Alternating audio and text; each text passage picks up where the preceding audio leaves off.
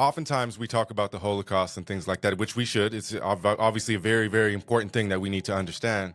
But we don't place our own deeds and our own history as when I say that, I mean the United States of America. We don't place America's history in the same context regarding like slavery and indigenous people that were here in or have been here and are still here in what's now the United States of America. But we don't call that I'm not saying nobody does, but as a whole, like we don't teach that as genocide, or we don't, and there's all sorts of conflicts even in Virginia right now, right, with how we're talking about slavery and whatnot. So like, how can we really like conceptualize all that and contrast it together?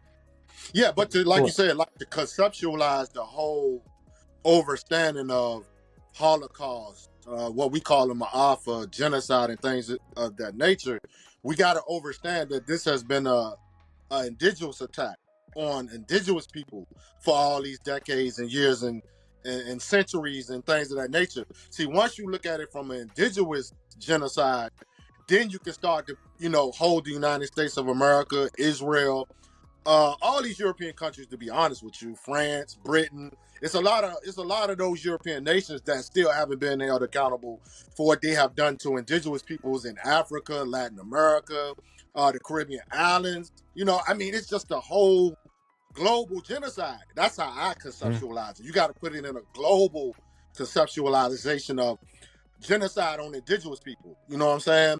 And until you start to study that and go back and do your due diligence of self to understand why these Holocausts took place, why these Ma'afas take place, and who they taking place on, and who should be held accountable. Like you just said, the United States of America is at the top of the list. Because at the end of the day, Israel and all these European nations that aligned under NATO, you got to realize these genocides and these occupations of indigenous lands starts with America. Because if you don't have America's military power, then a lot of these things you see in the world, the global community, can't happen. Because you gotta take a look at the military, imperialism at the end of the day, because the United States of America has bases all across the world, and they intrude on situations when it benefits them, when the genocide benefits them. So we have to put it in a global conceptualization of attack on indigenous people. And this thing is going on all across the world. And like you said, the enslavement of African people, you have to put that in the same context of Palestinians being genocided, the native indigenous nations and all those nations of indigenous peoples that was genocided for 500 years on this land, indigenous land, Turtle Island, that they, settler colonialism. It's taking place all across the globe.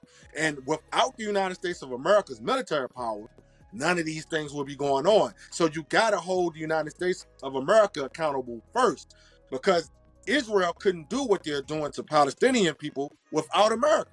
This is just facts. Israel is America and America is Israel. People got to understand that when we're talking about genocide and murder on this planet.